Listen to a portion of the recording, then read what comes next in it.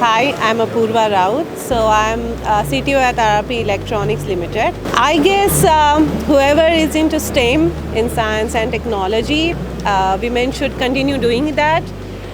There are a lot of opportunities in India for in design, in manufacturing, and also into process integrations and new product development.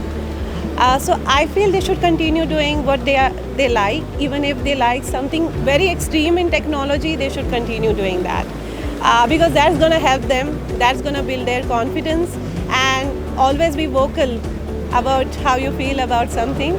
That helps you to find your way in such a big corporate. That helps you. That's what I feel.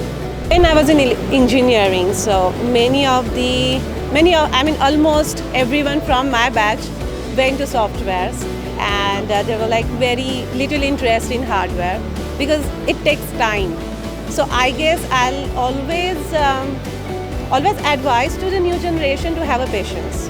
When you're working in R&D, it takes a lot of time, but the output of it, the end result of it is like very exciting. That can fetch you really good opportunities in future. So patience is a key right now to be into design and R&D, because I was part of R&D. For 3 years we work on something. Maybe for 3 years we did not get the output. But now we are manufacturing that product after 3 years. So that patience is extremely important if you are planning to be in design and R&D.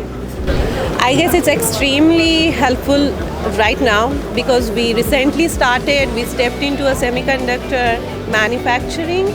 We were there into design. There were already global collaboration into design, I feel. But manufacturing is again a big segment. If we want to move quickly, we need to have a complete understanding as fast as possible. And these big companies will bring that knowledge into the country. We will develop more skill set into semiconductor manufacturing. So it's extremely important for these big giants to come into India and teach our people, teach our students about the processes and about the products and design.